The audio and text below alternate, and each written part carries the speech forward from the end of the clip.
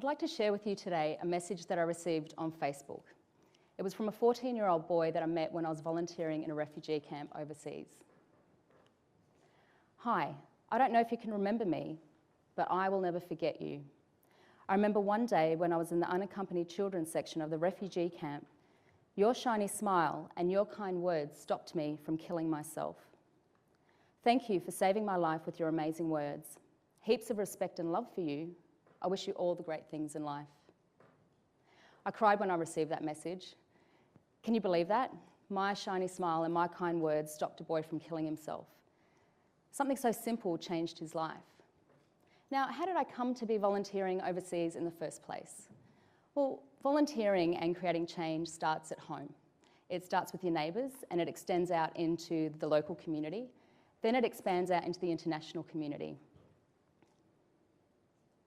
I have volunteered overseas in and helped some of the most vulnerable people around the world. I volunteered in natural disasters, such as Typhoon Hyan in the Philippines and also the Nepal earthquake.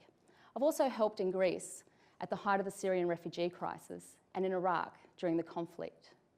But for me, my pursuit for volunteering started at home. Home for me was Groote Eylandt, a remote island in the Gulf of Carpentaria in the Northern Territory of Australia. Groote was such a great place to grow up in. It was a place where multiculturalism and diversity were the norm, where there was a real sense of community and people tended to stick together. They stuck together because they needed to survive out there in such a remote location. Both my parents are Greek and they migrated out from Greece to Australia in the 1970s. My father worked on the manganese mine on Groote Eylandt and my mum supported us at home. We lived on the island until I was about 14. One thing that my parents taught me from my Greek heritage was philotimo. Philotimo is a word that doesn't have an English translation, but it can be defined as being hospitable and giving to others without discrimination and without expecting anything in return. I learnt growing up in a small community and on that small island, and from my parents, that you can show philotimo in your everyday life. I was a little girl when I first joined a volunteer organisation in the community. We went out and helped people in need in the local community. This is where I began to learn about creating change. I learnt how to be creative when we had limited resources. So if someone in the community had an accident and needed a wheelchair and they didn't have one, well, we went out and fundraised and bought them that wheelchair. It was that simple. It was about that age when I realised I was really passionate about caring for people, and I hoped that one day I would go out and become a nurse. So wanting to do that as a career, I would have to further my studies. When I finished high school, I applied to university. I didn't get in. In fact, I didn't get into anything that I applied for. I was devastated, but I realised it was up to me to create the change. So I wrote a letter to the university with the help of one of my teachers, and I asked for them to review the application that I had sent in. Essentially, I was begging them to let me in. In the 3 months that I waited for a response from them, I went to the local ambulance service to do an ambulance course to become a paramedic. It was a TAFE course. And 3 months later, I did get a response from the university. There was a spot in the nursing program and they were going to trial me for the first semester. This was my chance. I was so excited to get into uni. This was my passion and this was my purpose. I would be learning the skills that I needed to go out and care for humanity and to care for people. But my excitement soon faded when all of my essays started coming back to me covered in red pen. And it didn't take long before my lecturer actually called me into her office and she said, Helen, you're not going to make it as a nurse or a paramedic. You need to quit and pick a different course. Nursing just isn't for you. I was devastated. I was standing in that office completely gutted because I was being told that I couldn't fulfill my dream, I couldn't pursue my passion. I knew that it was up to me to create the change in myself, to prove to myself that I could do it. So as I left that office, I was determined I was not going to quit. I persevered, I persisted, I kept handing in those essays. They kept coming back to me covered in red pen, but I managed to pass them, just barely. And essay by essay, subject by subject, I managed to get through. So I managed to graduate with a Bachelor of Nursing, but I also got my diploma in ambulance studies as well. I stand here proudly wearing this uniform, my nurse's uniform, because I know how hard it was for me to get here. If it wasn't for my perseverance and my persistence and for tackling problems head on, I wouldn't have made it. Everyone has a moment in their life when they realise that they are on the right path. My moment came to me on a Friday night. I was driving into town, heading off to meet some friends, and I saw an accident happen up ahead. It was a chaotic scene. There was a fire truck there, but there was no ambulance yet. There was bystanders running around, desperate, not knowing what to do. I pulled up at the scene, and I was told that a woman had attempted to cross the road and she'd been hit by 2 cars. You can imagine how horrendous her injuries were. I sprung into action, helping the fire crew do all that we could to try and save this woman's life. I used all of my skills that I had learnt both as a nurse and a paramedic. Amongst all the chaos, there was a fireman that kept repeatedly thanking me for stopping to help them. And in that chaos, I remember holding a saline bag and reaching out to a bystander for them to hold onto it for me. And as I reached out, I looked up. It was her. It was that lecturer that had told me that I should quit and that I would never make it as a nurse or a paramedic. She was actually driving the car that had hit this woman that was crossing the road.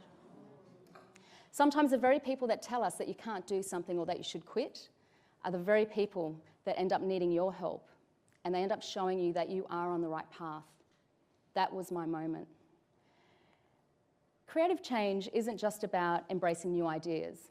It's about reflecting on old ideas that we might have forgotten about in our busy lives. One of my favourite quotes is from Mahatma Gandhi. The best way to find yourself is to lose yourself in the service of others. Well, I did just that. I volunteered in the local community. I volunteered in the local ambulance service. And I hoped that one day I could take the skills that I had learnt to go overseas to volunteer. Again, I was told no. I was told I wasn't skilled enough, that I needed more experience. The aid organisation that I had applied to said that I couldn't go overseas. So I made up a plan. I stuck to it, I persevered, I took up postgraduate studies. I went out to Indigenous communities to further my skills. And I even went on to complete my Masters in Emergency Nursing. And eventually, I made it overseas to volunteer. While I was over there, I learnt some valuable lessons. In the Philippines, I learnt the lesson of empathy. It was November of 2013 when Typhoon Hyan struck the Philippines and absolutely demolished Tacloban. Thousands upon thousands of people were killed. I volunteered. I flew over with a medical team and we set up a makeshift clinic on the edge of a basketball court one day. And I remember standing there, staring out at all the devastation. I was actually standing in the debris and a woman came up to me and she stood next to me. She was wearing an old t-shirt and she looked absolutely exhausted. Her eyes were puffy from crying and from a lack of sleep. She sobbed as she told me that she'd lost her little boy in the typhoon and that she was still having nightmares and she was concerned that the typhoon would come back. There was nothing I could do for her medically at that time, but I stood there and I listened to her. I held her in my arms as she cried. I showed her empathy. In the Philippines, the lesson that I learned is that if you can listen to someone and show compassion and empathy and console that person that's grieving, you can create change. You can make a difference. It was in Nepal that I learnt the lesson of compassion. One of the largest earthquakes to ever rock Nepal struck in April in 2015. Thousands upon thousands of people were killed. Gorkha was just devastated. I flew over with a medical team and we set up a clinic up in Arket, one of the villages up there. The place was absolutely devastated. We endured aftershock after aftershock every day. It was actually quite scary. On one of the days, we had set up a clinic and we were treating hundreds of patients. And I saw a little boy coming up from down the mountain. He was about 8 years old and he had trekked for 4 hours to get to us, enduring those aftershocks and possible landslides to get to us. He was hungry. He was asking for food and he wanted some supplies to take back to his grandparents that were too elderly to come down for help. We were so impressed by how brave he was. You know, when I looked down at his feet, his shoes were old and falling apart and taped together, and when he looked up at me with those big brown eyes, he smiled. He had these 2 front missing teeth. There was nothing medical I could do for this boy, but we sat him down, we fed him, we gave him some supplies to take away, we gave him some guys from the community to escort him back to where he came from, so he wasn't on his own. You know, the lesson that I learnt in Nepal is that if you can feed someone who is hungry and show them compassion, you can create change. You can make a difference. In Greece, the lesson I learnt was kindness. It was the height of the refugee crisis. Thousands upon thousands of people were fleeing Syria and surrounding countries, crossing the Aegean Sea to get to the Greek islands. Being Greek Australian, I felt compelled to go and help when I heard that there were cries for medical teams that needed to come and volunteer. I attended that call, and I was on the island of Lesbos. Thousands of people arrived every day, up to 5,000 on the week, 5,000 arrivals on the week that I was there, or weeks that I was there. It was freezing cold, it was winter. People were arriving soaking wet from the journey across the sea. On one of the days when I wasn't volunteering in the clinic, I was on the beach helping with the boat arrivals. And there was a mother there with her 2 children. They were soaking wet from that boat ride. I remember helping them get changed into dry clothes. And when I wrapped a blanket around the 2 children, their teeth were chattering because it was so cold. They had a look of shock on their faces because they had witnessed people drowning on the journey. The mother's face, you know, she was so frightened when she first arrived. But now that she knew that she was safe, she had a look of almost relief. She squeezed both my hands and thanked me for being so kind. In Greece, the lesson that I learnt is that if you can wrap a blanket around someone who is cold and show them kindness, you can create change. You can make a difference. It was in Iraq that I learnt the lesson of hope. There was still a conflict happening in Mosul, and there was a call for medical teams to come and assist because the conflict was still happening and hundreds of people were escaping. There were camps situated just outside Mosul, and I was in one of those camps, standing inside the clinic. On one of the days I was there, a mother approached me with her child. There was a look of sadness in their eyes. They were traumatised. They were malnourished. She begged me for water to drink. I can't even describe racing inside to get water for these people to drink, something so simple. And as she sat there quenching her thirst, she kept repeatedly thanking me. Through the interpreter, she said that seeing a nurse had given her hope.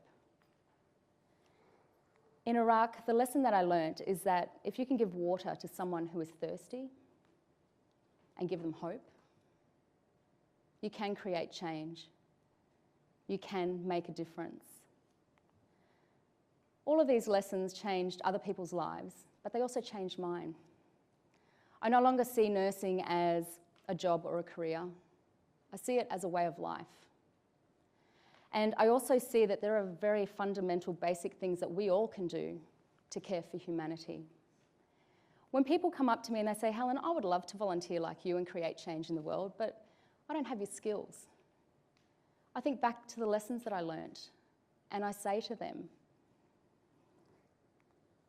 empathy, compassion, kindness, hope. I say to them, if you can listen to someone who is grieving and console them, you can create change and volunteer. If you can feed someone who is hungry and show compassion, you can create change and volunteer. If you can wrap a blanket around someone who is cold and show kindness, you can create change and volunteer. And if you can give water to someone who is thirsty and give them hope, you can create change and volunteer. One person can't change the world, but together we can all make a difference. So this is my call to action. I challenge you to create change.